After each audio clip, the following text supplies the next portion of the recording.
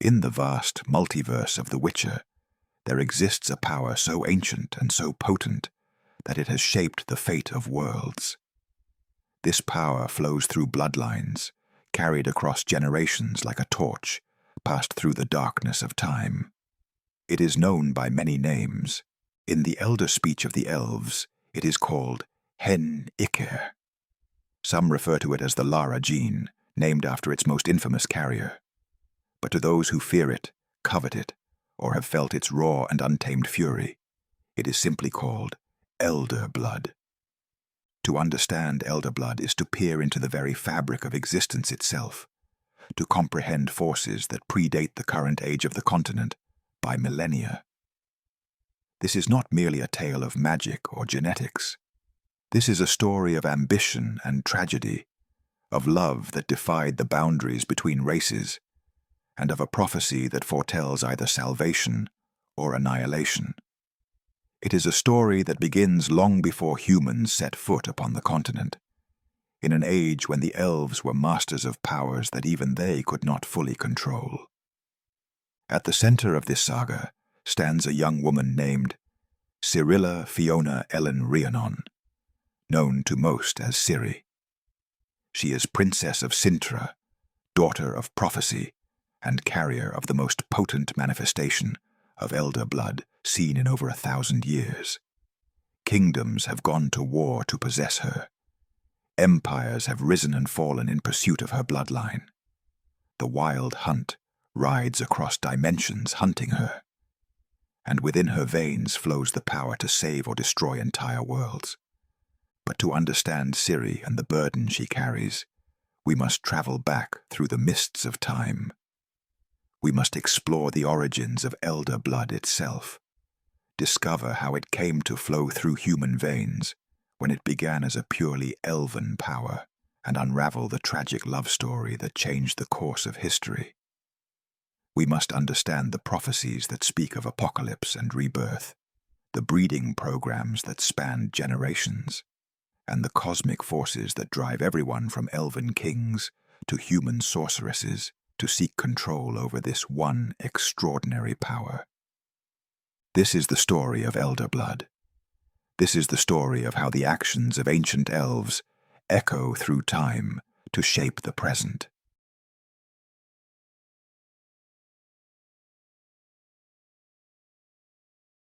Before the conjunction of the spheres, before humans walked the continent, before the current age began, there existed a race of elves unlike any who came after them.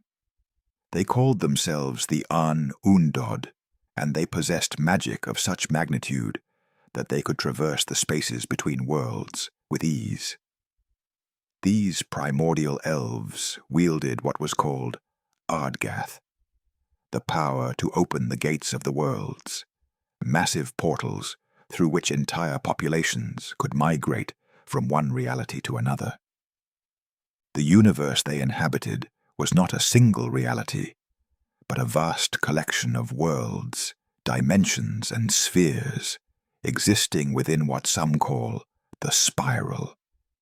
This cosmic structure extends infinitely, a helical pathway connecting countless realities, each with its own rules, its own inhabitants, its own destiny. Between these worlds lies a barrier, described by those who have seen it as mirror-like glass, reflecting infinite possibilities. To cross from one world to another is to shatter this glass, to tear through the very fabric that separates what is from what could be. The Aen Undod understood these barriers intimately. They could perceive the structure of the spiral, navigate its complexities, and open pathways that allowed them to move freely between dimensions. This was not merely academic knowledge, it was survival, because the worlds within the spiral are not eternal. They live and die, flourish and fade, and when a world begins to die, those who cannot escape it perish along with it. The white frost came for the Aen Undod's world. This was not a mere winter storm or temporary climate shift. The white frost is a cosmic phenomenon, an ice age of such severity that it renders entire worlds uninhabitable. It advances slowly but inexorably, freezing planets into lifeless husks where nothing can survive. Elven astronomers, watching through their instruments, saw their world's fate written in the movement of stars and the changing of seasons. The white frost was coming, and no magic could stop it. The only option was flight. The Aen Undod opened the Ardgath and fled their dying world. They scattered across the multiverse, different groups seeking different destinations, hoping to find new homes where they could rebuild their civilization. It should have been a controlled migration, an orderly exodus executed with the precision and grace that characterized Aen Undod society. But something went wrong.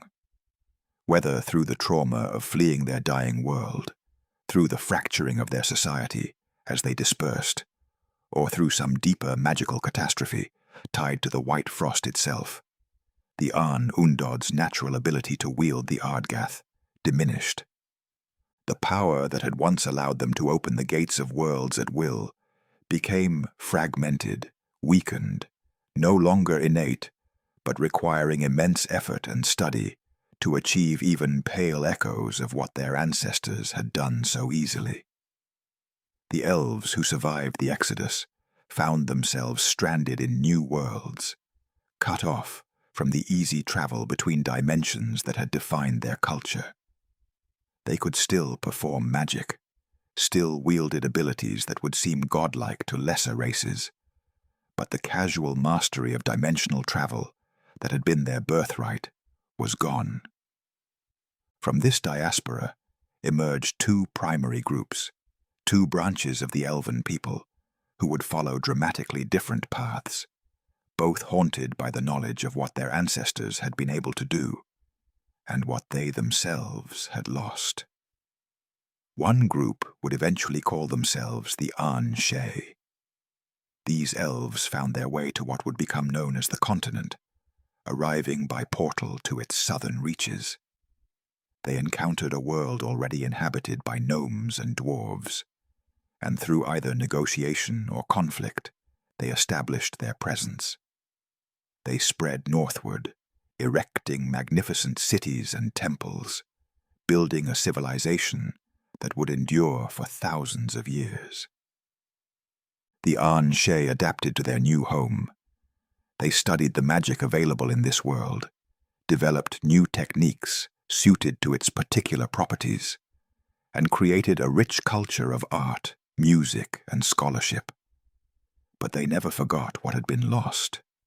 Stories of the Aen Undod and their effortless mastery of dimensional travel became legends, then myths, passed down through generations as a reminder of past glory and a wound that never quite healed. The other group, the Aen Elle, took a different path entirely. They found a new world of their own, one where they could build without the presence of other elder races to constrain them. They established their capital in Cirilla, a city of such beauty that its very name evokes images of splendor beyond mortal comprehension.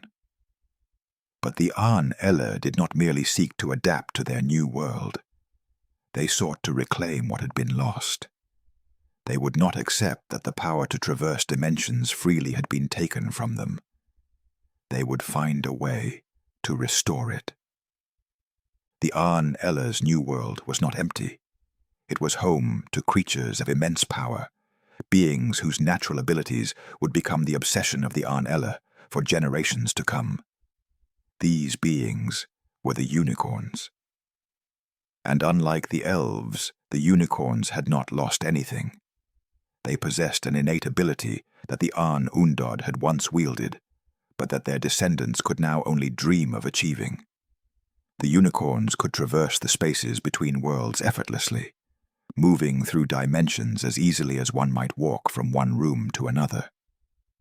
This natural gift represented everything the Aen Elle had lost when they fled their dying world.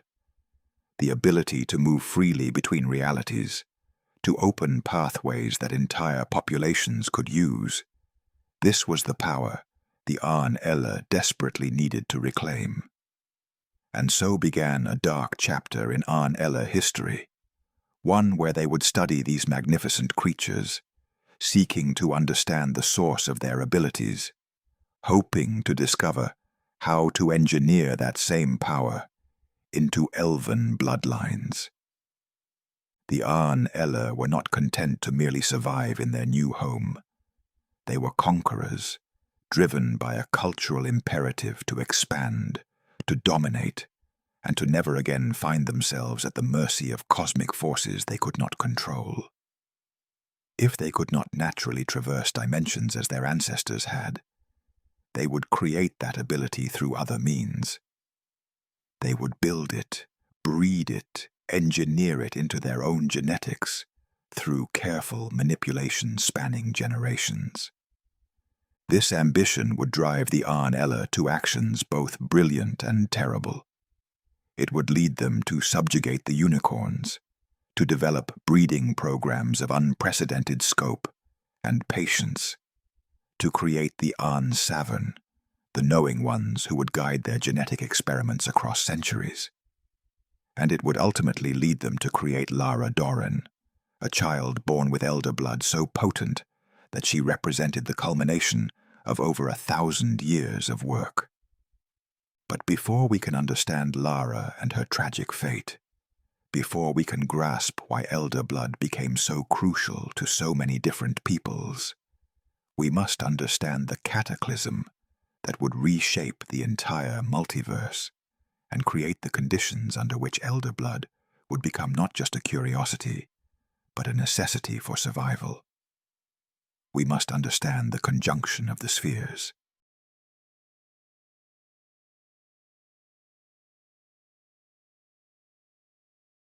"1,500 years before the stories of Geralt of Rivia would unfold, before witchers existed to hunt monsters, before the kingdoms of men spread across the continent, there occurred a cataclysm of such magnitude that its effects still reverberate through the present day. This event is known as the conjunction of the spheres. The exact nature of the conjunction remains shrouded in mystery, even to the scholars who have dedicated their lives to studying it. What is known is that it was a cosmic event, an astronomical catastrophe where multiple universes, dimensions, and realities collided in space and time. The boundaries between worlds, those mirror-like barriers that normally kept separate realities distinct, suddenly and violently ruptured.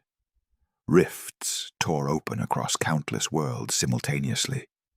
The ordered structure of the multiverse descended into chaos. For a brief period, perhaps hours or days or even weeks, the barriers between dimensions remained permeable. Beings from one reality could slip into others. Creatures that had evolved in entirely different worlds, under different rules of nature, suddenly found themselves deposited in alien landscapes. Humans from their dying world materialized on shores and plains they had never seen. Monsters that had existed only in the nightmares of other dimensions became terrifyingly real. Magic itself, or at least the form of magic familiar to the continent, flooded into worlds where it had never before existed. For the peoples of the continent, the conjunction was catastrophic. The gnomes were unprepared. The dwarves found their fortresses besieged by creatures they had no names for. The elves, the Aen Elle, who had built their gleaming cities, discovered they were no longer alone. Into their civilization came ghouls and vampires, monsters of every form, each struggling to survive in a world not their own. And then came humans. According to elven lore, humans emerged during the conjunction, refugees from a world they had destroyed. The elves speak of humanity's arrival with a mixture of contempt and grudging acknowledgement. These newcomers were short-lived, dying in decades where elves could live for centuries. They lacked the innate connection to magic. Yet humans possessed advantages the elder races could not match. They reproduced quickly, were adaptable, and fought with a ferocity that shocked the elves. The conjunction did not last forever. Eventually, the barriers between worlds solidified, rifts closed. Countless beings found themselves trapped in worlds that were not their own. The monsters could not return to their native dimensions. The humans who had fled their dying world had no way back. The various races sharing the continent would have to learn to coexist or destroy each other. For the Aen Elle, the conjunction brought catastrophe. They lost control over the Ardgath. The great gates through which they had sent their armies closed and would not reopen. The unicorns, in the chaos, reclaimed their power and sealed every Ardgath they could find. The Aen Elle were not completely cut off from other dimensions. They retained some capability for travel, but it was severely limited. Special mages called navigators could still open small portals, but these required immense effort and could only transport small groups. The Red Riders could still cross to other worlds, but only in spectral form, as wraiths rather than in their physical bodies. The freedom they had once enjoyed, the ability to move armies and populations through the multiverse, was gone. And this loss would drive Aen Elle policy and ambition for the next millennium and a half. On the continent, the aftermath plunged the world into an age of darkness. The monsters had no natural predators. They multiplied rapidly. Entire regions became uninhabitable. Humans, learning they could not rely on the elder races for protection, began developing their own responses. They discovered they could harness chaos, producing the first human mages. And eventually, through alchemical processes and magical mutations, they created the Witchers, professional monster slayers who would hunt the creatures threatening human settlements. The creation of Witchers would later become entangled with the legacy of elder blood in ways that even the original creators could not have foreseen. According to some accounts and legends, elder blood or materials connected to it played a role in the original mutagens that transformed humans into Witchers. The flower Fiona, which according to lore blooms only where elder blood has touched the ground, supposedly grew at locations significant to the Witcher's creation. Whether this connection represents historical fact or has become conflated through centuries of storytelling remains unclear. The true formulas for creating Witchers have been lost, and with them any definitive answer about elder blood's involvement in the process. The conjunction fundamentally altered the world. Before it, the elves had been supreme. After it, they found themselves increasingly marginalized. Human kingdoms rose, spreading across lands that had once been elven. Ancient forests were felled. Gleaming cities fell into ruin or were occupied by humans. What had been an age of elven glory became an age of human dominance. For the Aen Elle elves on the continent, the conjunction marked the beginning of a long decline. They would never again know the heights of power and culture they had achieved before. Many elves retreated to isolated communities, clinging to their traditions while the world changed around them. Others attempted to adapt, to find ways to coexist with the humans who now outnumbered them. Still others, embittered by their loss of status and angered by human encroachment, would turn to rebellion and violence. These latter would become known as the Shiadhal, a guerrilla movement fighting a losing battle against human expansion. The Aen Elle, isolated in their own world, watched events on the continent with a mixture of concern and calculation. They had maintained some contact with the Aen Elle, enough to know of their cousins' troubles. But the Aen Elle faced their own crisis. Their world, like the world the ancient Aen Undod had fled, was not eternal. The white frost, that cosmic phenomenon that had driven their ancestors to seek new homes, was slowly claiming their reality as well. The need to reopen the Ardgath was not merely a matter of pride or conquest. It was becoming a matter of survival. And this is where elder blood would become not just an academic curiosity or a long-term breeding project, but an urgent necessity that would shape the actions of elves and humans alike for the next 1,500 years.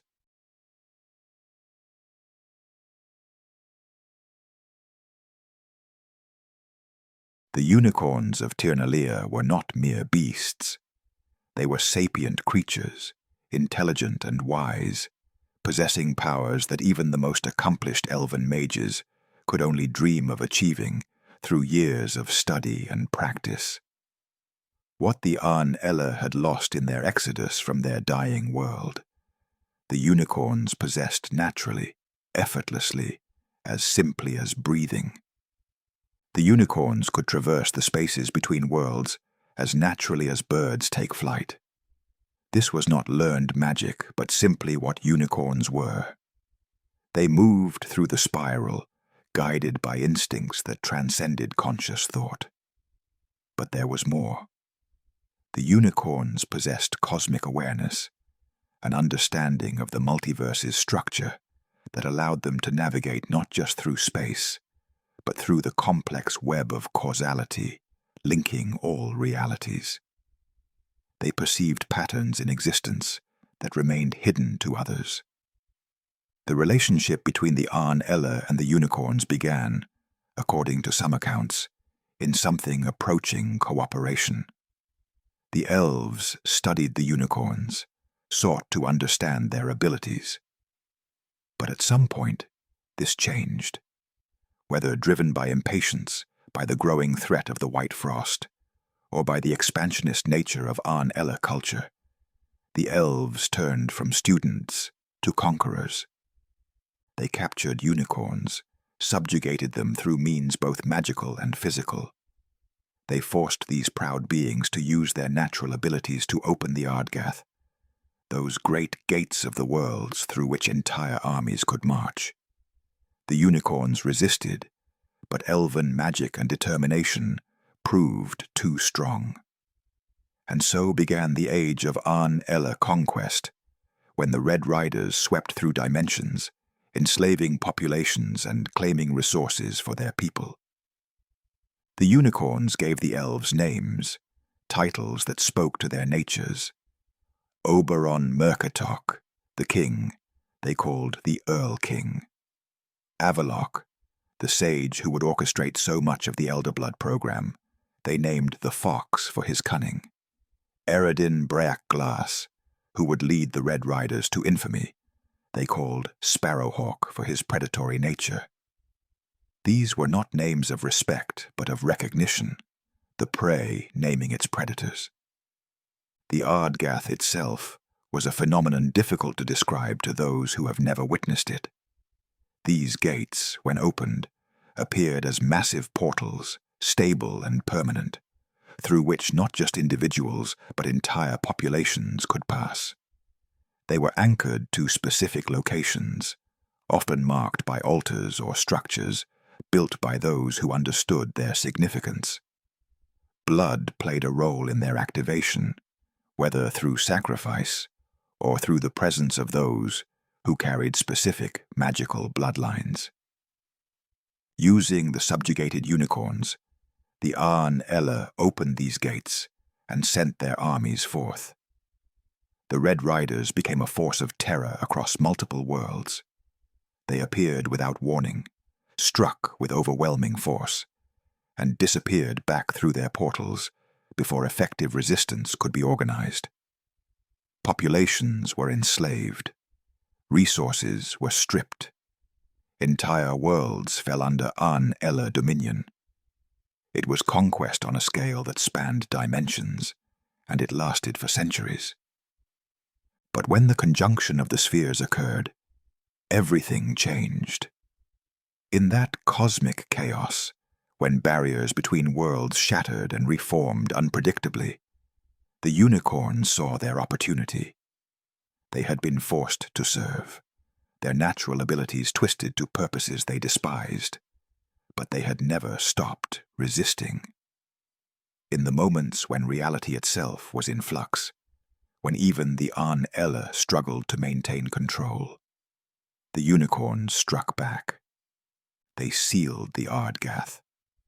Every gate they could reach, they closed, using their intimate understanding of dimensional barriers to lock them in ways the elves could not easily undo. The great portals through which Aen Elle armies had marched went dark.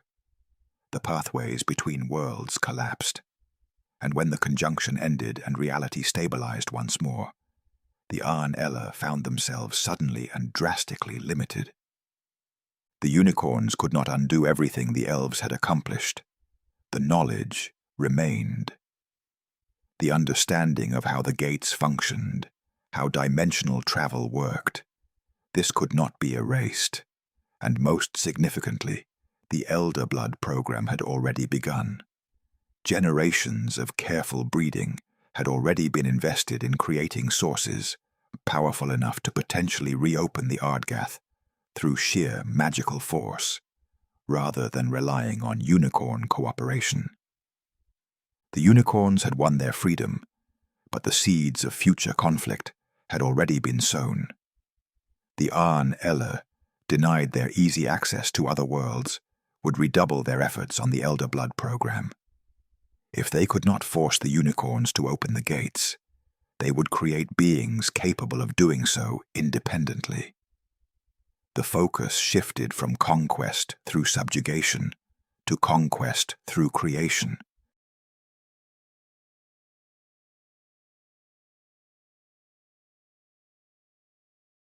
The Elder Blood program represented the pinnacle of Aen Elle magical science and genetic manipulation, an endeavor spanning multiple generations with patience that only near-immortal beings could sustain. The goal was clear: create a being whose power could match or exceed the unicorn's natural abilities, someone who could open the Ardgath through force of will alone. At the heart of this program stood the sources, individuals who did not merely channel chaos, but generated it from within. Being a source meant possessing a wellspring of primordial energy, so potent it could warp reality itself. Sources were dangerous, their power often erupting unbidden in response to emotion or trauma. Untrained, a source could cause devastation, but properly guided, properly bred to maximize their potential, a source might achieve what entire councils of mages working together could not. The Aen Savern identified source abilities within their population and began concentrating them. They arranged marriages between powerful sources, studied how powers manifested, consulted prophecies to identify bloodlines most likely to produce the child they sought. This child, according to ancient prophecy spoken by the diviner Ithlin, would be the swallow, destined to either open the Ardgath or give birth to the generation that could. Avallac'h emerged as the primary architect during the program's later stages. His brilliance lay not just in magical power, but in his ability to see patterns across generations, to project how bloodlines would develop over time. He was not merely a mage, but a genetic engineer, working with tools of prophecy and selective breeding to shape the future. The program required careful documentation. Every bloodline was tracked, every marriage recorded, every child's abilities tested and noted. The Aen Savern maintained extensive records, mapping family trees that stretched back generations and projected forward into possibilities. They noted which combinations produced stronger sources, which bloodlines carried latent abilities, which genetic pairings resulted in failure. And gradually, over those long centuries, progress was made. The sources born into the program grew more powerful with each generation. Abilities that had been rare became more common within specific bloodlines. The Aen Savern began to see signs that their work was approaching fruition. Children were born who could move objects with thought, who could see across vast distances, who demonstrated an intuitive understanding of spatial relationships that suggested developing abilities to manipulate space itself. Then came Lara Dorren ap Shiadhal. Based on references in later encounters, we can infer that she was born to King Oberon Mercatach himself, making her a princess of the Aen Elle with the weight of her people's hopes before she could even understand what that meant. She was the product of generations of careful breeding. From her earliest years, it became clear that she represented something exceptional. Her magical abilities manifested early and strong. She demonstrated not just power, but an affinity for the very forces the program had been trying to cultivate. The Aen Savern worked with her throughout her development, and the results suggested that she might be approaching what the prophecy had foretold, or at least positioning her bloodline to produce the prophesied child in the next generation. Lara was not simply born with these abilities. The Aen Savern worked with her from childhood, though the exact nature of their methods remains somewhat uncertain in the historical record. What we do know is that Lara received extensive training and education. She achieved the prestigious title of Aen Savern herself, becoming one of the knowing ones. She studied not just magic, but history, cosmology, the fundamental structures of reality. By the time she reached maturity, Lara Dorren was not just powerful, but knowledgeable, not just a source, but a sage in her own right. Avallac'h arranged for Lara to marry him. This was not a match of love, at least not initially, though Avallac'h himself grew to genuinely care for Lara in his own complex way. It was a strategic pairing, designed to combine Lara's exceptional elder blood with Avallac'h's own considerable abilities and his extensive understanding of the genetic program.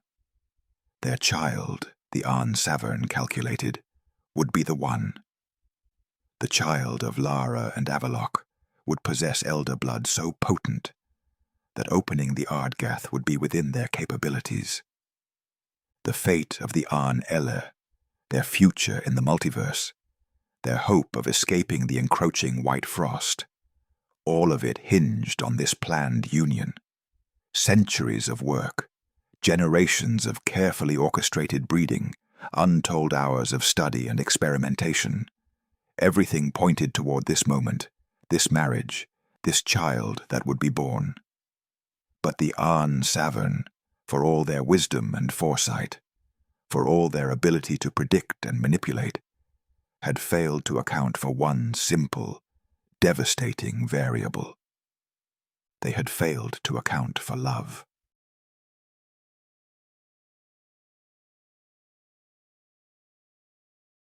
The story of Lara Dorren stands as one of the great tragedies in the lore of the Witcher universe, a tale of love that defied boundaries between races and paid the ultimate price for that defiance. It is a story with two versions, one told by elves and one by humans, and like most stories told by opposing sides, the truth likely lies somewhere in the murky space between them. But regardless of which version one believes, the outcome remains the same. Lara's choices shattered the careful plans of generations and sent elder blood flowing into humanity rather than remaining pure within elven bloodlines. Lara Dorren was born into expectation.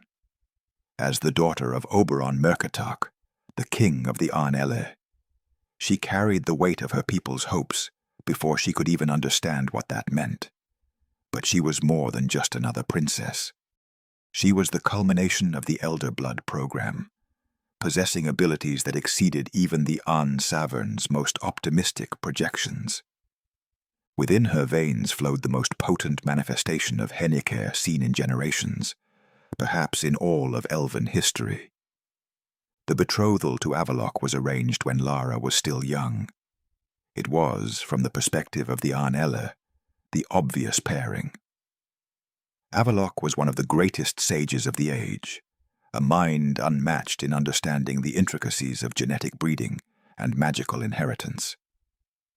He was not young by any standard, but among elves age can bring wisdom without infirmity. The match would combine exceptional elder blood with exceptional understanding of how to guide and cultivate it in future generations. It was perfect, at least on paper. Whether Lara ever truly loved Avallac'h remains a question debated by those who study this history. Avallac'h certainly developed feelings for Lara, feelings that would haunt and drive him for centuries after her death.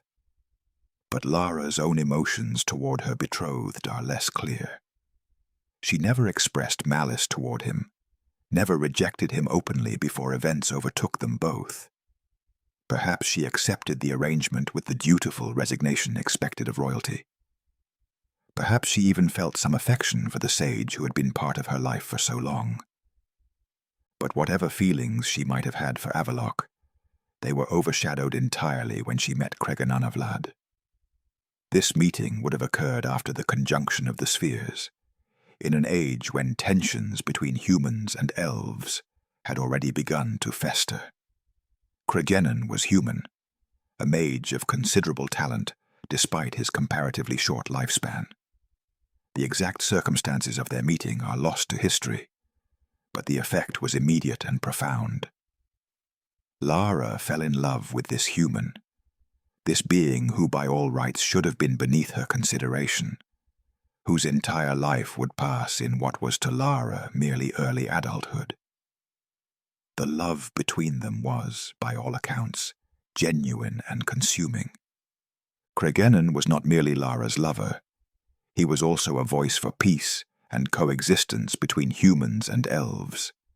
In an age when tensions between the races ran high, when human expansion threatened elven territories and ancient hatreds festered on both sides, Cregennan advocated for understanding and cooperation. He believed that elves and humans could find ways to live together, to benefit from each other's strengths rather than destroying each other. His relationship with Lara represented, to him, proof that such bridges between the races were possible. To the elves, however, this relationship represented catastrophe. Lara was not simply throwing away her arranged marriage. She was threatening to contaminate the elder blood that centuries of work had concentrated and refined. If she bore a child to this human, that child would be half human, carrying human blood alongside the precious elder blood. The carefully crafted genetic program would be shattered. The child who was supposed to open the Ardgath, who was supposed to restore the Aen Elle to their former glory, would never be born. The elves' feelings of betrayal were matched by human outrage. Despite Cregennan's advocacy for peace, most humans viewed elves with suspicion and hostility.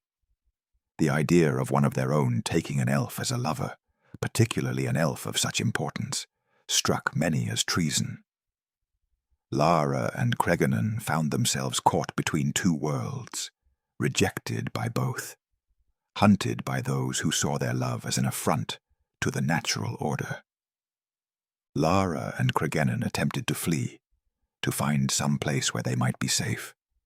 They married in secret, and Lara became pregnant with a child that would be neither fully elven nor fully human, but something in between. The versions of what happened next diverge significantly depending on who tells the tale. The elven version, told in ancient lore and whispered in the halls of the Aen Elle, paints a picture of human cruelty and elven victimhood. In this telling, human mobs hunted the pair relentlessly. Cregennan was murdered by humans who saw him as a traitor to his race. Lara, heavily pregnant and alone, was pursued by human authorities. When she clutched at the door of Queen Sero's carriage, begging for mercy not for herself, but for her unborn child, The queen ordered a soldier to strike her. The soldier's sword cut off Lara's fingers. Cast out and dying, Lara struggled through a forest during a fierce winter storm. The temperature plummeted. Snow fell thick around her. But Lara, using the last of her strength and her formidable magical power, found a hilltop. There, as the blizzard raged and the frost claimed her body, she gave birth to a daughter. With her dying breath, with the last flickering warmth left in her body, Lara wrapped herself around her infant child, protecting her from the cold. And though winter surrounded them, though death had come for Lara, spring bloomed on that hilltop. The flower called Aen Elle, which grows only where elder blood touches the earth, burst into bloom despite the snow. Lara died there, but her daughter lived. The human version of the tale tells a different story, one focused on Lara as villain rather than victim.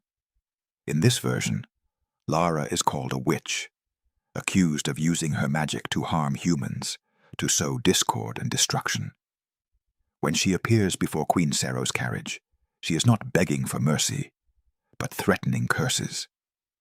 The queen refuses to pardon Lara's supposed crimes, telling her to seek forgiveness from those she has wronged. In response, Lara hisses and shrieks, her eyes flashing with malevolent power.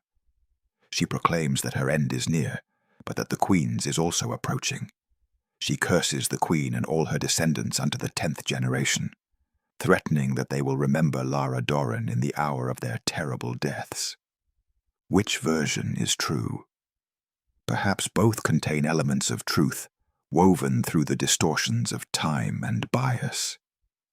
The historical record cannot definitively confirm whether Lara cursed anyone, or if she did, whether such a curse carried real magical force, or was merely the desperate threat of a dying woman. What we can say with certainty is this: Lara died giving birth to her daughter, whom she had named Riannon. The child survived, rescued, and later adopted by Queen Sero of Redania, who, despite the darker version of the story, could not bring herself to let an infant die for whatever sins its parents might have committed. Riannon, half elf and half human, carried within her veins the elder blood that the Aen Elle had spent centuries refining. But that blood was now mixed with human inheritance, flowing through a lineage that would spread not among the elves, but among human nobility. The carefully controlled program had escaped its boundaries. The power that was supposed to restore the Aen Elle had been, from their perspective, stolen by humanity. And Lara's curse, whether real or imagined, would echo through the generations, a shadow hanging over those who carried her bloodline. The death of Lara Dorren sent ripples through both elven communities. The Aen Elle mourned the loss of their greatest hope. Avallac'h, who had loved Lara, was devastated. He became obsessed with her memory and with tracking her bloodline. The Aen Elle saw Lara's fate as another example of human barbarism, fuel for resentments that would drive conflicts for generations.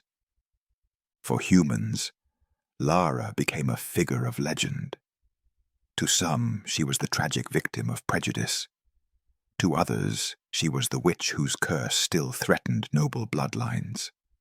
The hilltop where she died became a place marked by Aen Undod flowers, those blooms that grow only where elder blood touches the earth.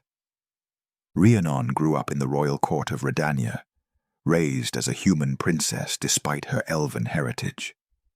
Her beauty and grace, coupled with the title and wealth that came with being an adopted daughter of royalty, made her highly sought after by suitors. She married King Godemar of Temeria and had children. But her story would become entangled with one of history's bloodiest rebellions, leading to confusion that persists to this day. During the rebellion led by Falca, stepdaughter of Queen Sero, the pregnant Riannon was imprisoned. In those dire circumstances, She gave birth to twins, Fiona and Avallac'h. Falca also gave birth while the rebellion raged, then abandoned her own child, a girl named Adela, leaving the infant in Riannon's care. The trauma of imprisonment and childbirth drove Riannon to madness. When she was finally rescued, she could no longer remember which of the 3 children were her own twins and which was Falca's daughter. Sorcerers summoned later determined that Adela was Falca's child, but they chose not to reveal this to King Goidemar, fearing he might execute an innocent infant. The 3 children, known as the Hotborg triplets, were raised together. This confusion has led to scholarly debate. Most sources agree that Fiona was Riannon's daughter, and thus a true descendant of Lara Dorren, carrying elder blood forward into Ciri's line. But the possibility exists, however remote, that the children might have been switched, that uncertainty and madness might have created errors in the historical record.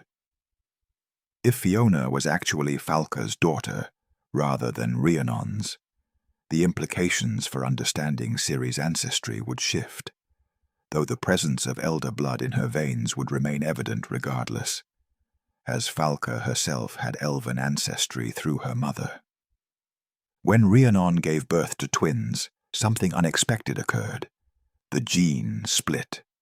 Neither Fiona nor Avallac'h, Riannon's twin children, inherited the main elder blood in the way their mother had.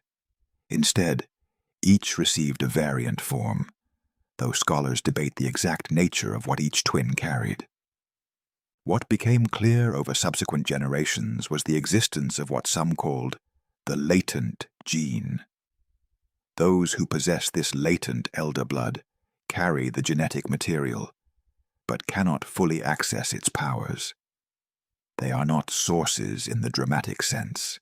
They do not manifest the extraordinary abilities that Lara possessed.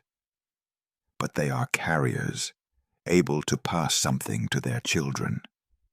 The latent gene could persist for 2 or 3 generations, passed from parent to child, without ever manifesting as obvious power. To outside observers, to the mages and scholars who might be tracking the bloodline, individuals with the latent gene would appear to have minimal or no elder blood at all. The other variant became known as the activator. This is even more subtle than the latent version. Those who carry the activator have no elder blood magic whatsoever that can be detected. They appear, by all tests and observation, to be completely normal humans with no connection to elder blood. But the activator serves a crucial purpose that would only become clear generations later.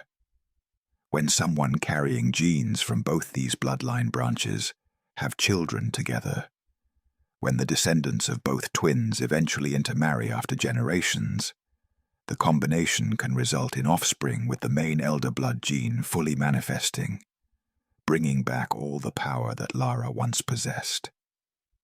This genetic complexity meant that the elder blood did not simply die out after Riannon's children.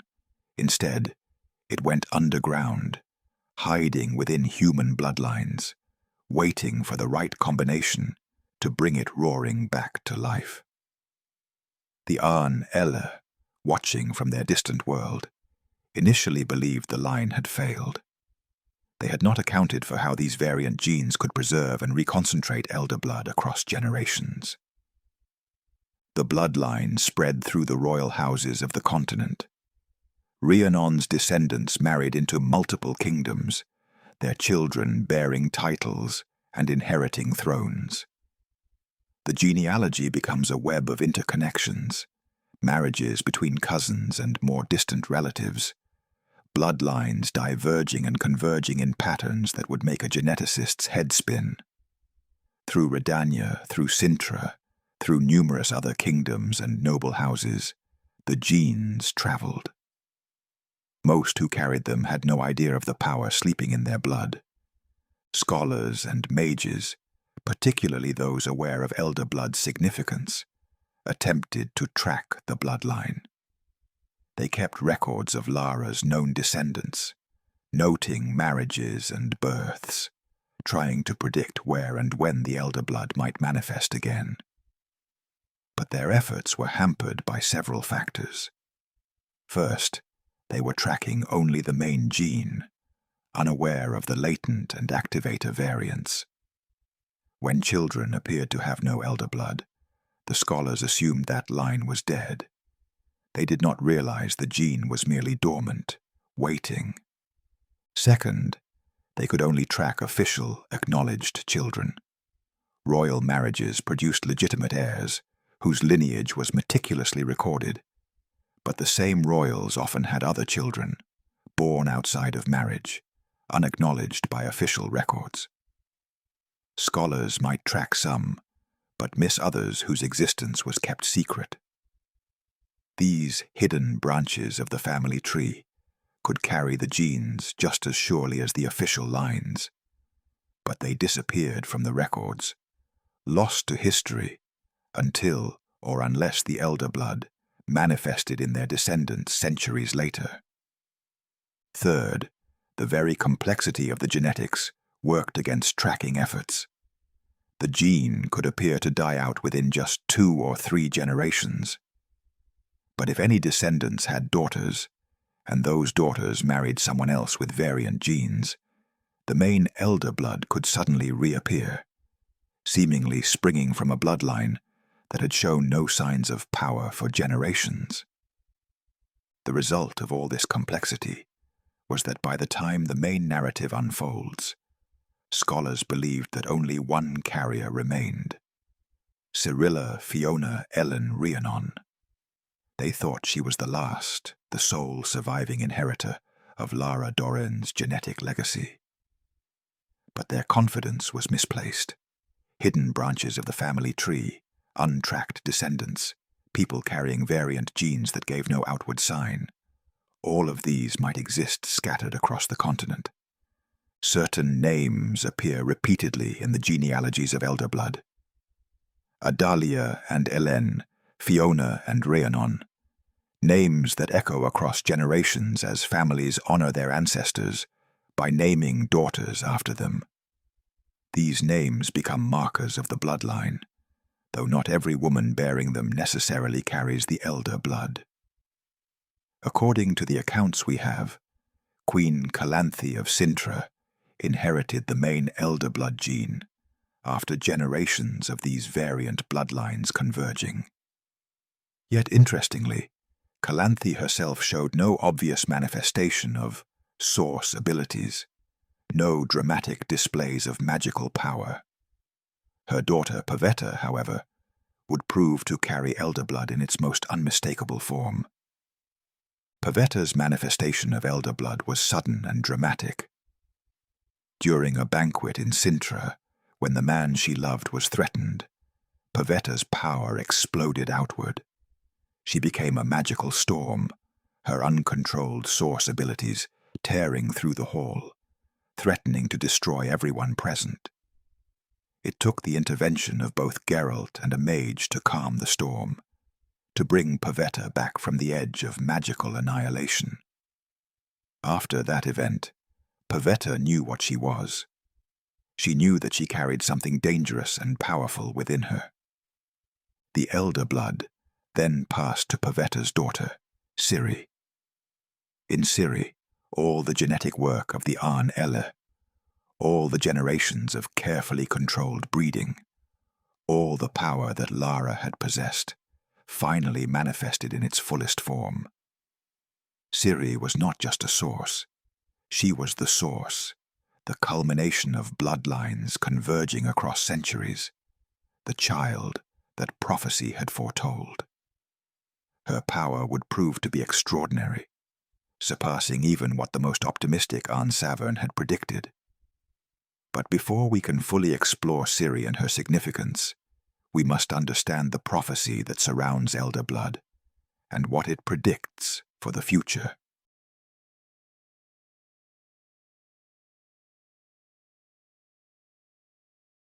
Among the elves, certain individuals possess the gift of foresight, the ability to see threads of possibility stretching into the future.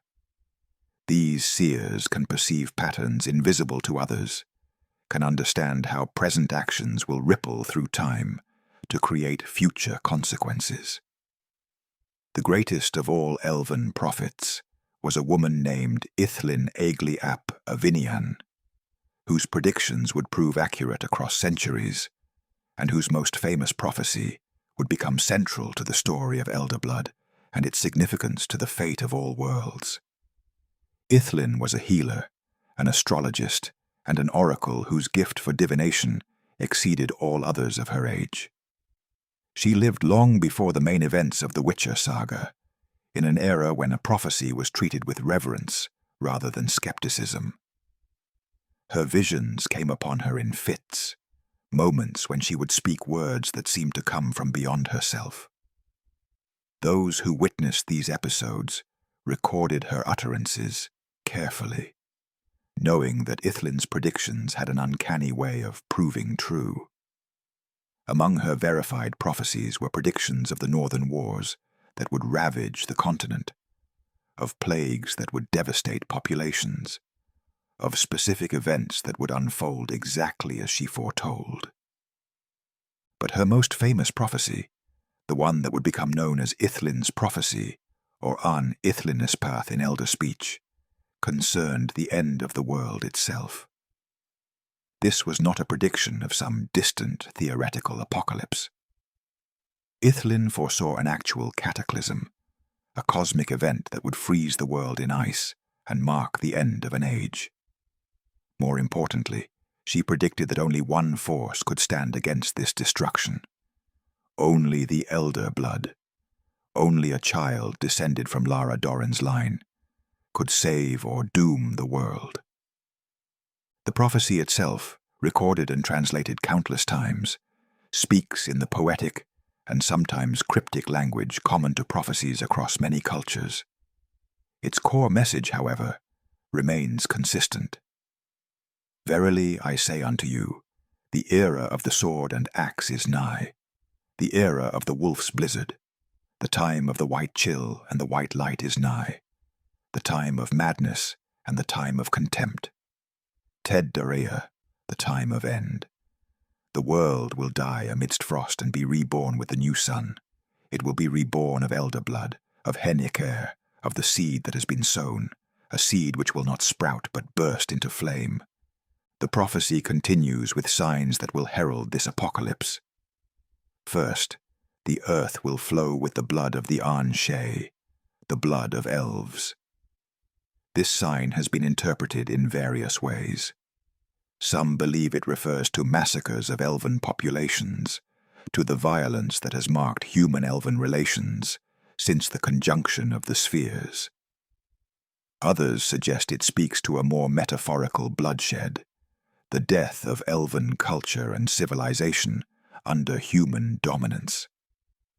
But the image is clear. Elven suffering will mark the beginning of the end times. The prophecy speaks of the destroyer of nations, of one who will trample lands and divide them with rope, who will raze cities and expel their dwellers.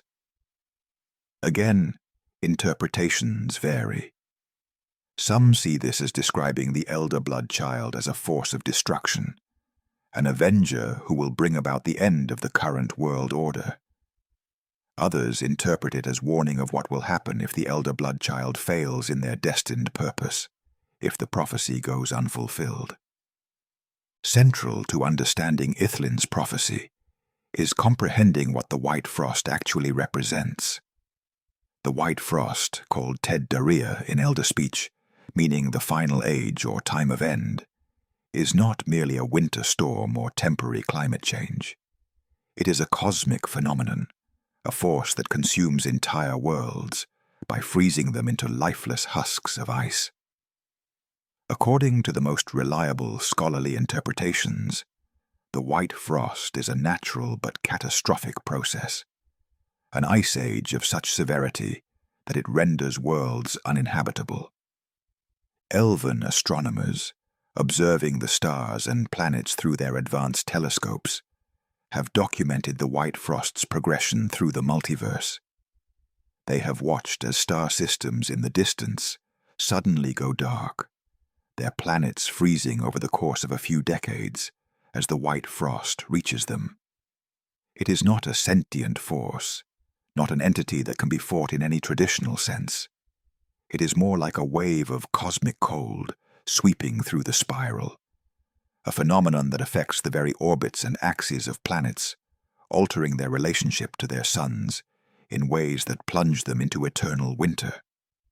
The scholar Avallac'h, in his studies of the phenomenon, has noted that the White Frost appears to be inexorable.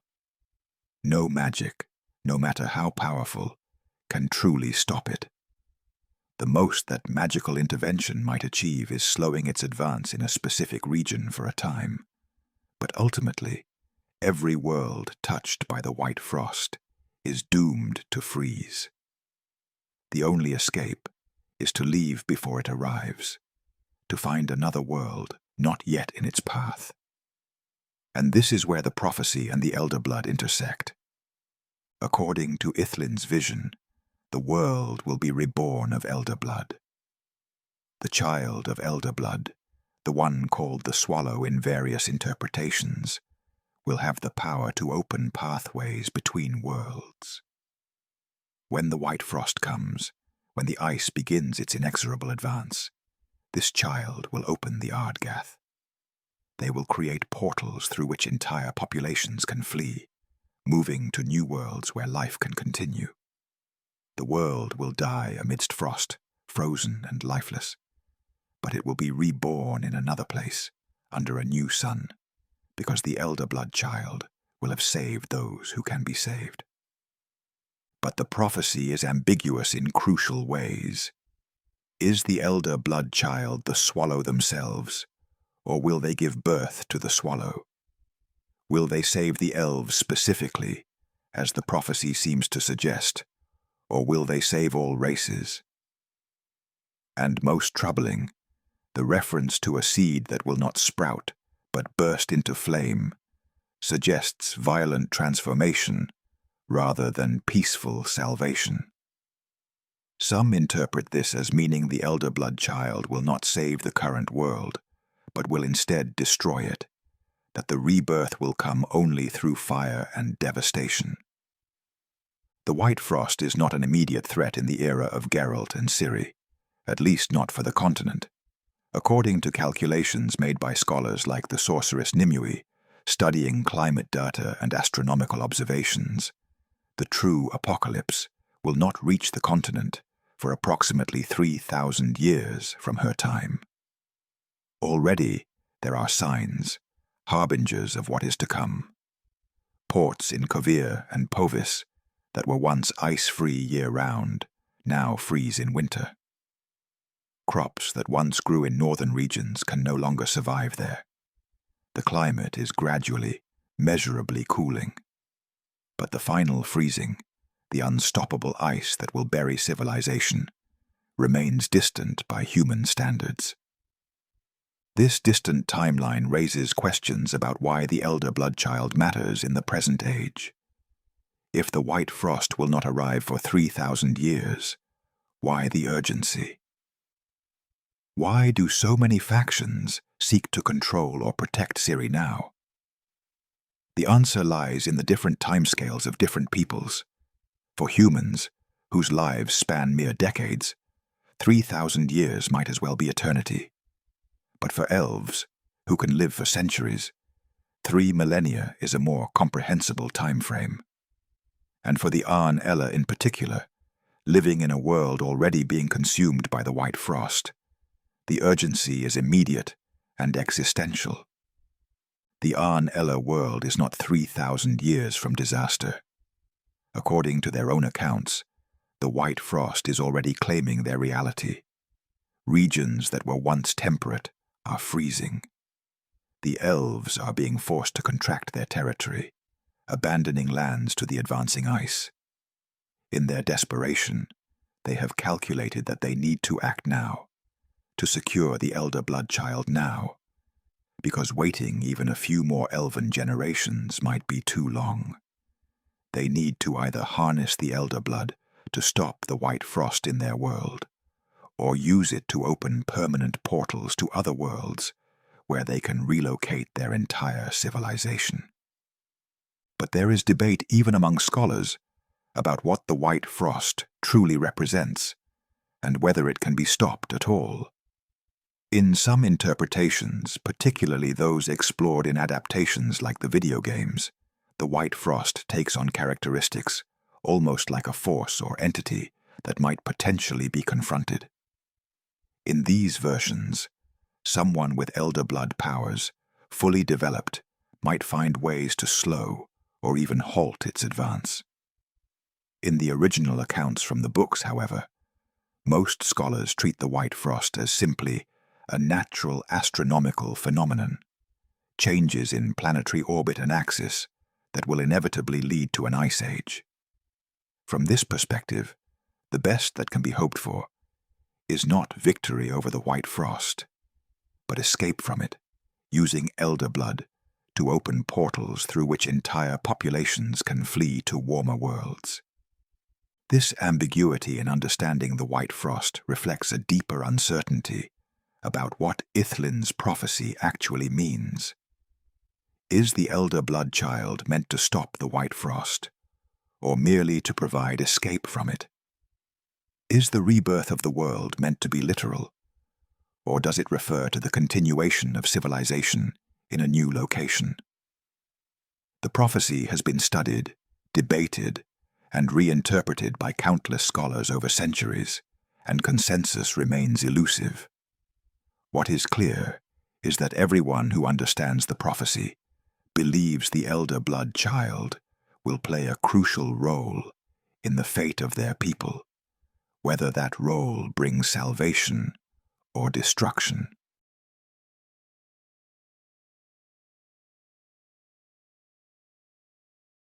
To most inhabitants of the continent, the Wild Hunt is a legend, a supernatural phenomenon spoken of in hushed whispers and warnings to children.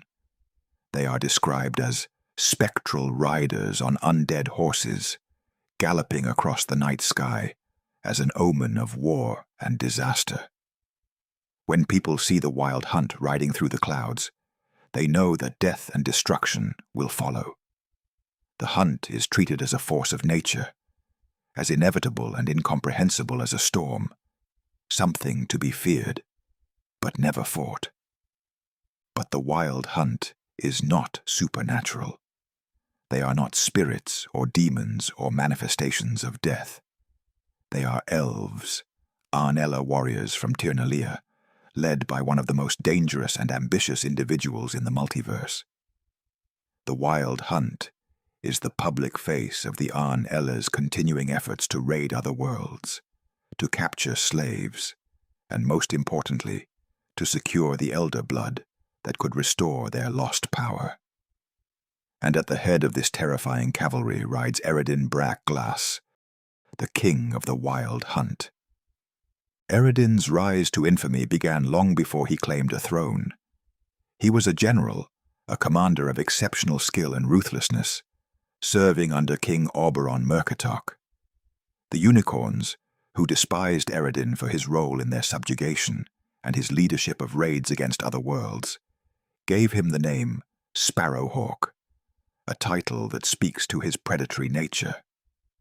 Where Avallac'h was cunning and manipulative, earning the title Fox, Eredin was direct and lethal, a bird of prey striking swiftly and without mercy. When the Aen Elle created their raiding force to capture slaves from other worlds, Eredin was chosen to lead them. The force called themselves the Diagruadri in Elder speech, meaning the Red Riders, but to their victims they would become known by a far more terrifying name. They wore skeletal armor designed to inspire maximum fear, crafted to make them appear as death itself riding forth. They rode black steeds chosen for their intimidating appearance. They used magic to alter their voices, to appear more spectral and inhuman when they manifested in other worlds. The psychological warfare was deliberate and effective. The Aen Elle understood that fear could be as powerful a weapon as swords or magic. By appearing as supernatural beings rather than mortal elves, by cultivating legends and myths around their appearances, they ensured that resistance would be weakened before they even engaged in combat. People who believed they faced demons or undead warriors would break and flee more easily than those who understood they fought flesh and blood, opponents who could be killed. After the conjunction of the spheres, when the unicorns sealed the Ardgath, and the Aen Elle lost their easy access to other worlds, the Wild Hunt adapted. They relied on specialized mages called navigators, who could open smaller temporary portals. Through these, the Wild Hunt could cross between worlds, but only in limited numbers and only in spectral form. Their physical bodies remained in Tirnalia, while their astral projections manifested elsewhere, appearing as wraiths riding through the sky. This limitation made their raids less effective but no less terrifying. They could still appear without warning, still kidnap individuals to drag back to the Aen Elle world as slaves, still strike fear into populations who had no defense against beings that appeared as ghosts. Over time, the Wild Hunt became a phenomenon that scholars studied, and common folk feared, but no one truly understood.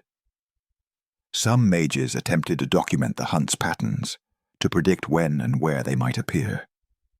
The School of the Viper, an order of witches in Nilfgaard, even dedicated itself to studying the Wild Hunt's mysteries, though their research was lost when the school was dissolved. Occasionally, someone kidnapped by the Wild Hunt would escape and return to their home world. But their stories of being taken to a world of elves, of seeing cities and landscapes unlike anything on the continent, of being forced into slavery by beings who claimed to be the Aen Elle, these accounts were dismissed as the ravings of madness. How could anyone believe tales of alternate worlds and dimension-traveling elves? Those who spoke of their experiences were locked away as insane, their warnings ignored. The true nature of the Wild Hunt remained hidden beneath layers of myth and superstition. Eredin's relationship with Oberon was complex.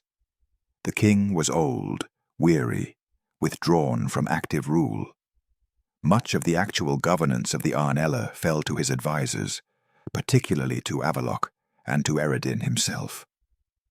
While Avallac'h focused on the long-term plans involving the Elder Blood program, Eredin concerned himself with more immediate matters of security and resource acquisition. The two elves represented different approaches to solving the Aen Elle's problems. Avallac'h believed the answer lay in genetic engineering and careful planning. Eredin believed it lay in force and conquest. When Ciri was finally brought to the Aen Elle world, Oberon was ancient, weary, disgusted by the prospect of mating with a human. Eredin approached with what he presented as an aphrodisiac to help matters proceed. What happened next remains a point of interpretation. In the books, Oberon died from what may have been an accidental overdose. In game adaptations, Eredin is portrayed as deliberately murdering his king to seize power. Avallac'h suspected treachery, but could not prove it. With Oberon dead and no heir declared, Eredin claimed the throne. He had been called King of the Wild Hunt by humans for years, due to his leadership of the Red Riders. Now he became King of the Aen Elle as well, ruling from Tirnalia with the same ruthlessness he had shown leading raids across dimensions. His vision for the Aen Elle's future differed from Avallac'h's patient genetic planning. Eredin wanted immediate solutions, conquest rather than cultivation. He would secure the Elder Blood child, control her power, and use it to save the Aen Elle from the advancing White Frost by any means necessary. But Ciri escaped before Eredin could fully implement his plans. With the help of her unicorn friend Ihuaraquax, she fled the Aen Elle world, returning to the continent and disappearing from Eredin's reach. The king of the Wild Hunt was not one to accept such failures. He took his Red Riders and pursued her, using every resource at his disposal to track the one person whose power could save or doom his entire people. The hunt for Ciri would consume Eredin, driving him to ever more desperate measures, ultimately leading to conflicts that would reshape the fate of multiple worlds.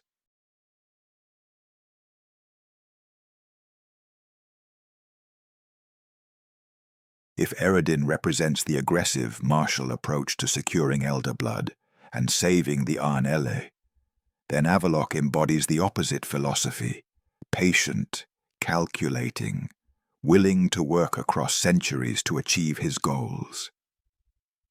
Ithlinnespeath, known to most simply as Avallac'h, stands as one of the most complex and enigmatic figures in the entire saga of elder blood. He is architect and manipulator, scientist and romantic, protector and puppet master. His motivations shift and blur, depending on which account one examines, making him simultaneously one of the most crucial and most inscrutable characters in this narrative. Avallac'h is ancient even by elven standards, having lived for more than 4 centuries.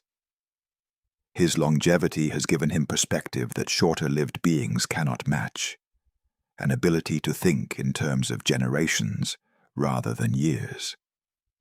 Where others might seek quick solutions, Avallac'h plants seeds that will not bear fruit for decades or centuries, confident that his careful planning will eventually produce the desired results. As an unsavern, Avallac'h possesses abilities that exceed those of ordinary mages.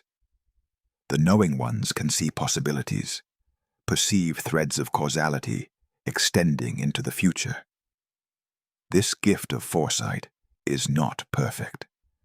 They cannot see the future with absolute certainty, but they can glimpse likelihoods, identify probable paths, guide events toward desired outcomes through careful intervention at crucial moments.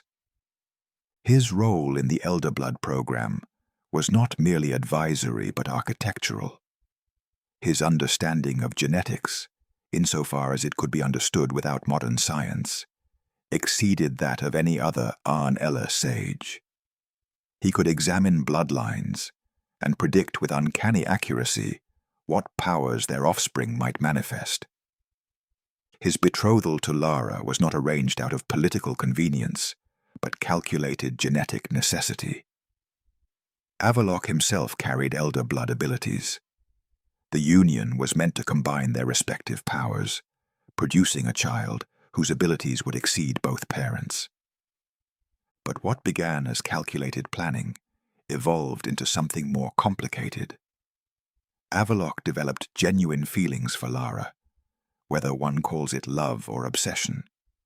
He became emotionally invested in ways that transcended the breeding program's cold calculations, with an intensity that would survive her death and persist for centuries. When Lara fell in love with Riannon and chose to bear the human's child instead of Avallac'h's, the sage's response was complex. He could have raged, could have used his considerable power to stop the union by force. The Aen Elle certainly would have supported such action, but Avallac'h did not openly oppose Lara's choice.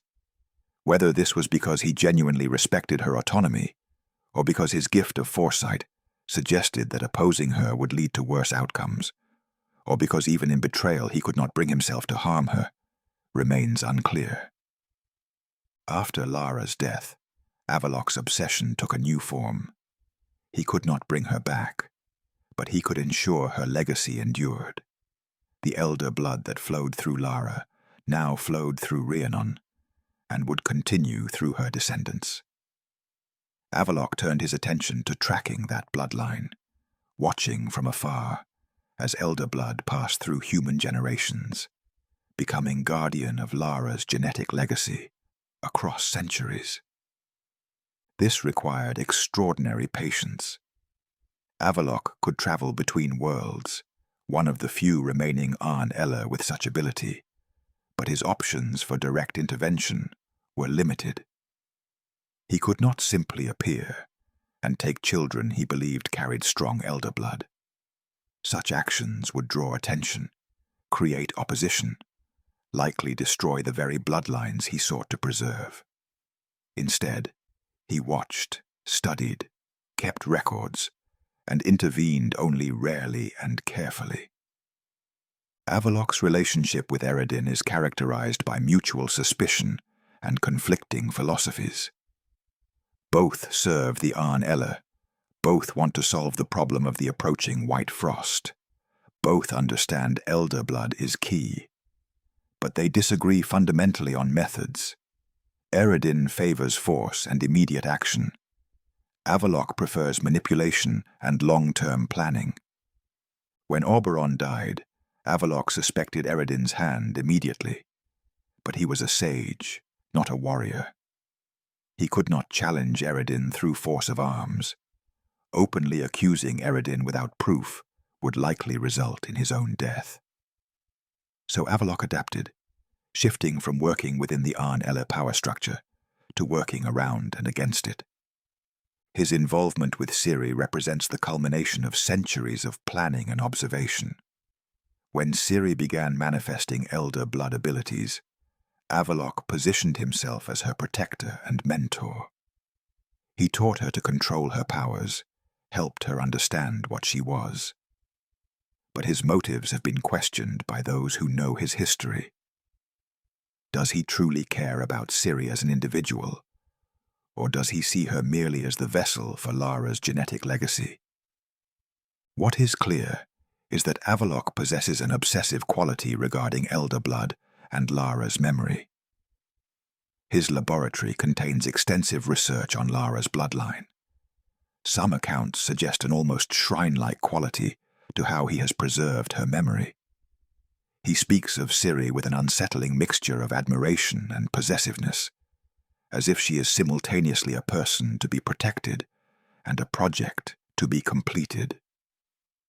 The ambiguity surrounding Avallac'h's true nature and intentions makes him one of the most fascinating figures in the Elder Blood saga. He is neither purely villain nor purely hero.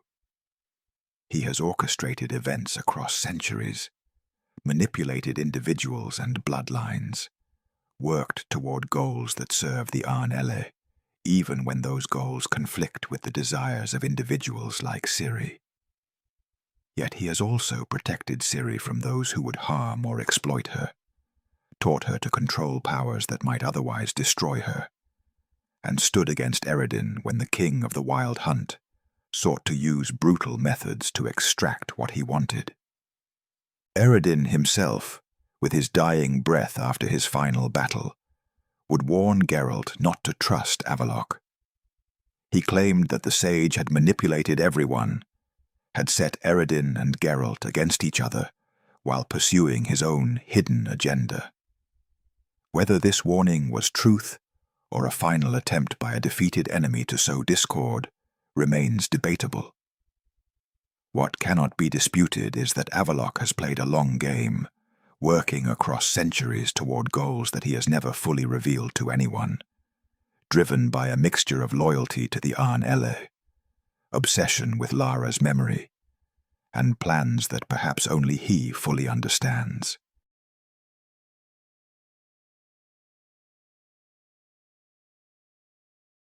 All the threads of this narrative, all the centuries of careful breeding and tragic love stories, all the prophecies and pursuits and desperate plans, converge in one person. Cirilla Fiona Elen Riannon, Princess of Cintra, daughter of Pavetta, granddaughter of Calanthe, descendant of Lara Dorren, and carrier of the most potent manifestation of elder blood seen in over 1,000 years. Ciri is not merely another bearer of Hen Ichaer. She is the child of elder blood, the swallow of prophecy, the one in whom all the power and potential of her lineage has finally, fully manifested. Ciri's early life gave little indication of the destiny that awaited her. Born to Princess Pavetta and Duny, who was secretly Emir var Emrys, she seemed destined for a relatively normal royal existence. The fall of Cintra changed everything. When Nilfgaardian forces invaded, Ciri fled into the wilderness. During her flight, her elder blood manifested for the first time in a powerful burst that threw attackers aside like leaves before a storm. This initial manifestation was only a hint of what Ciri would prove capable of. Unlike her mother, whose power emerged in a single dramatic event and then seemed to subside, Ciri's abilities would continue to develop and strengthen. She was not just a source with exceptional power. She was the source, the culmination of every generation of careful breeding, every genetic refinement the Aen Savern had engineered into the elder bloodline. In her, the program that had begun more than a millennium ago finally achieved its goal. Ciri's powers manifest in several distinct ways, each representing aspects of what elder blood can achieve when properly developed. The most obvious is her ability to traverse space and time. She can open portals between locations, teleporting across vast distances instantaneously. More impressively, she can move between worlds, passing through the barrier between dimensions in ways that normally only unicorns and the most powerful Aen Savern can achieve. But dimensional travel is only one aspect of her abilities. Ciri also demonstrates control over time itself, though this power is less developed. She can slow time's flow for others while moving at normal speed herself, creating what appears to be superhuman reflexes and speed. Ciri emits raw chaos rather than merely channeling it as normal mages do. Her power erupts from within, responding to her emotional state more than to conscious control. This makes her immensely powerful, but also dangerous, especially early in her development. An angry or frightened Ciri can unleash forces capable of killing everyone around her without intending to. Her abilities also include the magical scream, a force that manifests as sound but carries power far beyond mere noise. When Ciri screams with her elder blood active, the sonic force can throw people across rooms, shatter objects, even kill those too close. Ciri also receives visions, particularly of apocalyptic futures, connecting her to Ithlin's prophecy and to the role she is meant to play.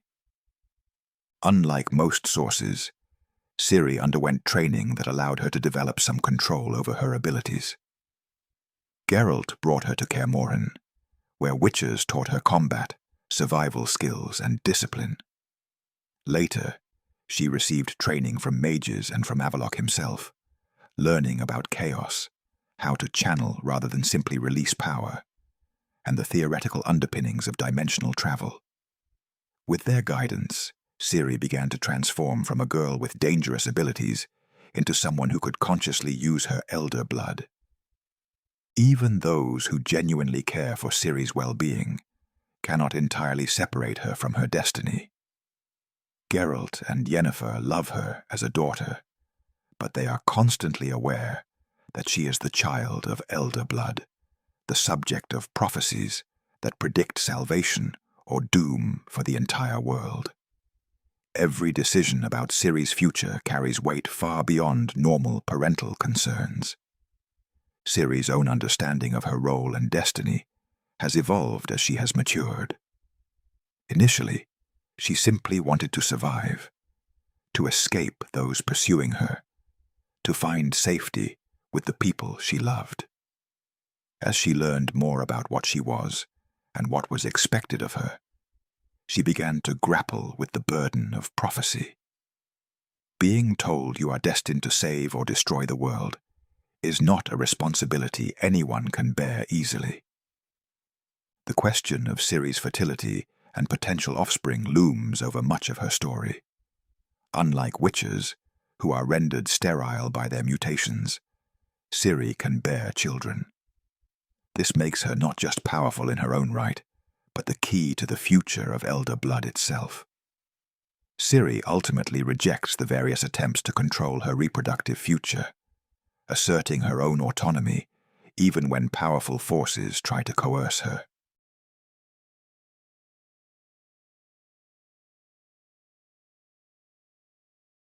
To fully appreciate why elder blood is so coveted and feared, we must examine in detail the specific abilities it grants and how they differ from conventional magic. The dimensional travel capability stands as the most significant and sought-after elder blood ability. Those with sufficiently developed elder blood can perceive the barriers between worlds, those mirror-like surfaces that separate one reality from another. More than perceiving them, they can shatter these barriers, tearing portals through the fabric of space itself. While some mages can open portals within their own world, and specialized Aen Elle navigators can create limited doorways between dimensions with great effort, a fully realized elder blood carrier can open gateways from one world to another far more easily, stepping through dimensions with a facility that trained mages struggle to match, even with years of study. This ability operates on multiple scales. At its simplest, elder blood allows for teleportation within a single world. Ciri demonstrates this through what she calls blinking, short-range jumps that allow her to appear behind enemies or escape danger by vanishing and reappearing a short distance away. These micro-portals require less power and concentration than full dimensional travel, making them usable even in combat or other high-stress situations. Medium-range dimensional travel allows movement between distant locations on the same world, opening a portal to step through and emerge at a destination instantly. The most impressive manifestation is true interdimensional travel, crossing from one reality to another entirely. This requires enormous power and sophisticated understanding of how dimensions relate to each other. Ciri has used this ability multiple times, passing through worlds that range from medieval Europe to alien dimensions she cannot even name. The theoretical ultimate expression of dimensional travel is opening the Ardgath, creating stable, permanent portals through which entire populations could pass. No one in the current age has demonstrated this ability, not even Ciri. Whether she could achieve it with proper training and preparation remains unknown.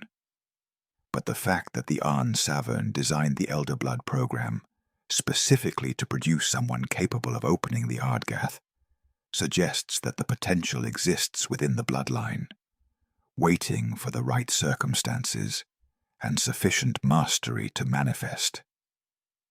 Temporal manipulation represents another elder blood ability, though one less understood and less frequently displayed than spatial manipulation. Ciri can affect the flow of time for others, slowing their perception and movement while maintaining her own normal speed. This creates what appears to be superhuman reflexes, allowing her to dodge attacks that seem unavoidable and strike enemies who cannot react quickly enough to defend themselves. Whether this is true time manipulation or simply a perceptual effect remains debated among scholars. Some interpretations of Ithlin's prophecy suggest that the swallow will have power over time itself, but actual time travel, appearing in different eras at will, has not been demonstrated and might be purely theoretical. The raw chaos emission that characterizes elder blood sources manifests in various dramatic ways.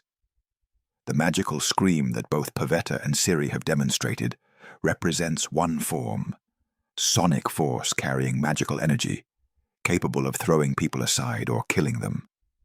But chaos can also erupt as pure destructive force, tearing apart surroundings, creating energy discharges, generating winds that behave more like solid walls than moving air. What makes this chaos emission dangerous is its instinctive, emotional nature. A trained mage casting a fireball understands exactly what they are doing and can control its intensity. But an elder blood source experiencing strong emotions might unleash power without conscious intent, which is why untrained sources represent such danger. Elder blood sources generate their own chaos constantly, rather than channeling it from their surroundings. They might still tire from the mental and physical demands of using their powers, but they do not run out of magical energy in the way normal mages do.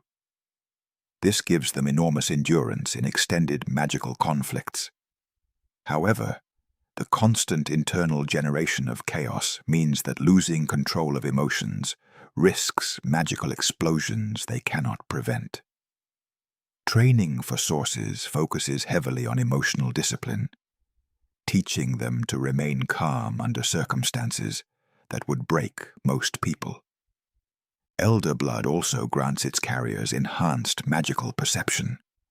They can sense things that normal mages cannot, perceive patterns in chaos that remain invisible to others, understand instinctively how magical forces are flowing and interacting. This enhanced perception aids in using elder blood abilities deliberately, allowing carriers to see and understand the dimensional barriers they seek to cross, or the temporal flows they seek to manipulate. The relationship between elder blood and the creation of witches remains somewhat mysterious and open to interpretation.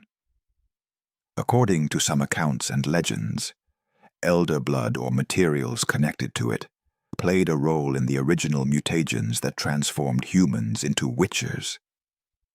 The flower Fiona, which according to lore blooms only where elder blood has touched the ground, supposedly grew at locations significant to the witch's creation.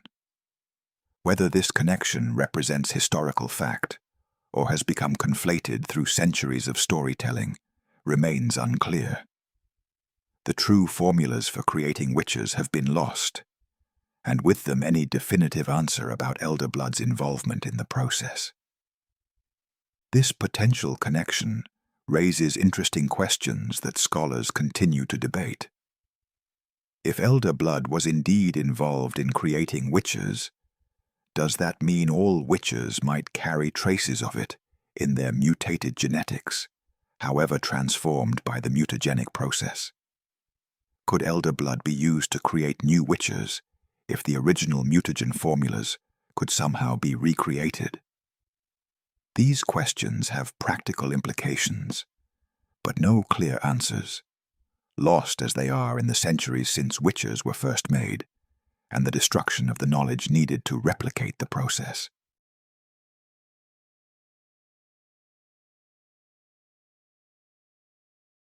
Despite centuries of study and countless texts written about elder blood, fundamental mysteries remain.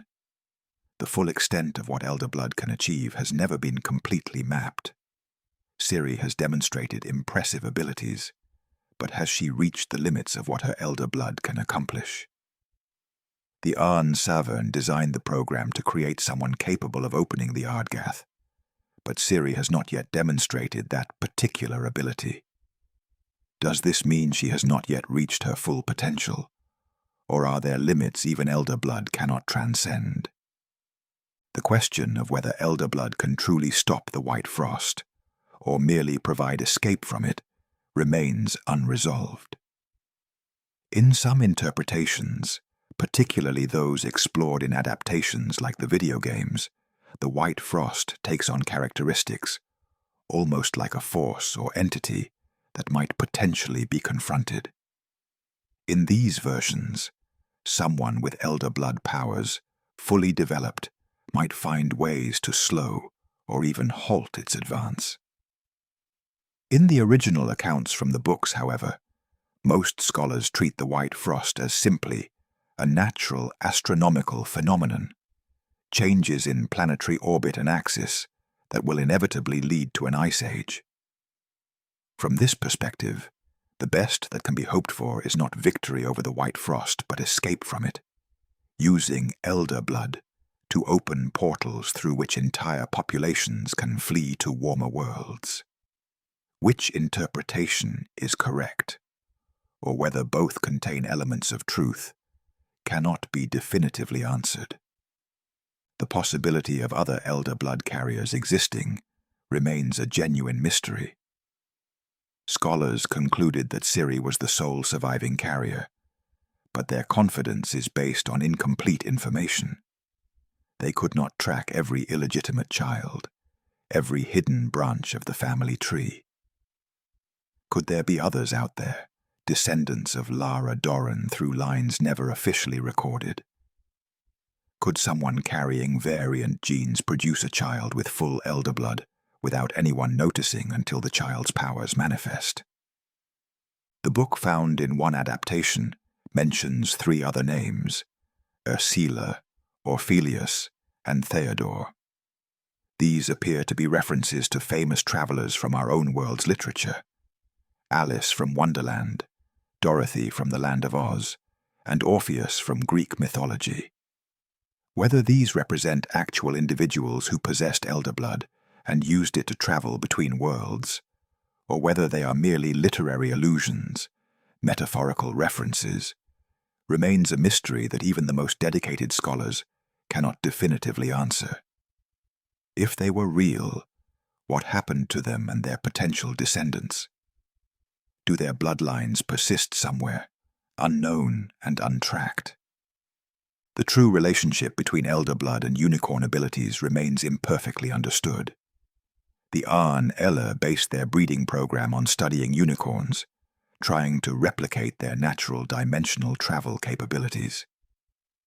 But did they actually incorporate unicorn genetic material into elven bloodlines, or did they merely study the principles and apply them to their own genetics? The exact mechanisms by which the program worked, the specific techniques the Aen Savin used to engineer enhanced abilities into successive generations, these secrets died with most of those ancient sages. The ethical questions surrounding the Elder Blood program have never been fully reckoned with. The Aen Elle conducted genetic experiments spanning generations, arranging marriages, testing children, all in service of creating the ultimate source. Does the need to save an entire race justify methods that violate individual freedom and dignity? Or are there moral lines that should not be crossed even when extinction looms? These questions remain as relevant now as they were when the program began. Lara Dorren's curse adds another layer of mystery. According to human accounts, she cursed Queen Sero and her descendants unto the 10th generation. Whether this curse was real or merely the desperate words of a dying woman remains debated. If Lara used her tremendous elder blood powers to weave a genuine curse, does it still echo through the generations? Does it affect Ciri, who descends from Lara? The nature of prophecy itself presents perhaps the deepest mystery. Ithlin's visions have proven accurate time and again. But how does prophecy work? Does Ithlinne see an inevitable future that must come to pass, or merely a likely future that can be changed? If prophecy can be altered, then perhaps Ciri is not bound to fulfill it. But if prophecy reveals truly inevitable events, then all the struggles and choices are merely details in a predetermined pattern, and destiny cannot be escaped, no matter how hard anyone tries. The question of what happens after remains open. If Ciri survives whatever confrontation ultimately comes, does she become a perpetual guardian, helping populations escape dying worlds? If she has children, will they inherit her full elder blood, or will the gene split again as it did with Riannon's twins? What legacy will the child of elder blood leave for future generations? These questions can only be answered by time itself.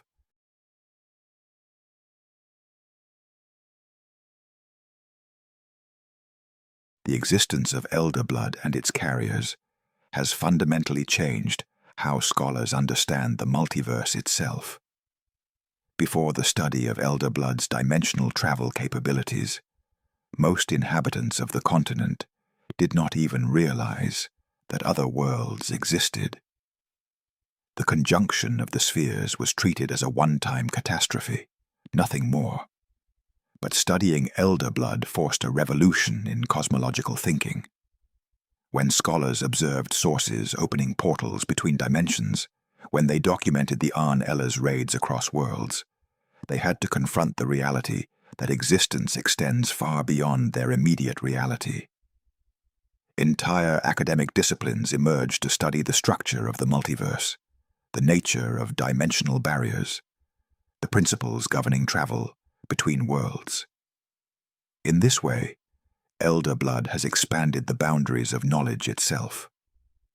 The cultural impact extends to folklore and legend across the continent. Stories of Lara Dorren have been told and retold for centuries, each version reflecting the values and prejudices of its tellers. To some, she is a romantic heroine who defied her people for love. To others, she is a cautionary tale about the dangers of crossing boundaries that should not be crossed. Her story has become woven into how people think about destiny, choice, and the consequences of defying expectations. For future generations, everything depends on what Ciri does and whether her bloodline continues. The gene has proven remarkably resilient, hiding in dormant forms when it cannot manifest, re-emerging when circumstances align. Even if Ciri has no children, or if her children do not manifest elder blood fully, the variant genes might persist in human populations, waiting for some future generation to bring them together and produce a new child of elder blood centuries or millennia from now. Whether Hen Ichaer continues to flow through future generations or fades into history as a power that once existed but exists no more, only time will reveal. From the desperate flight of the Aen Undod across dying worlds to the manifestation of elder blood in Ciri, we have traced a story that spans millennia and crosses dimensions. We have seen how centuries of careful planning combined with tragic accident to create something that no single faction could fully control. From the subjugation of unicorns to Lara Dorren's forbidden love, from prophecies of apocalypse to the convergence of bloodlines in a single child, the saga of elder blood reminds us that even the most carefully laid plans can be undone by choice, by love, by the refusal to accept the roles that others have written for us. The story of elder blood does not end here. It continues, carried forward in Ciri's veins, shaped by choices yet to be made, flowing toward futures that remain unwritten, despite prophecy's best attempts to define them. The elder blood flows on, through worlds and generations, through tragedy and hope, carrying with it the potential for salvation or destruction, for destiny fulfilled or destiny defied. And perhaps that is as it should be, for a power as ancient and profound as this deserves a story without simple endings, a legacy that continues to unfold across the infinite possibilities of the multiverse.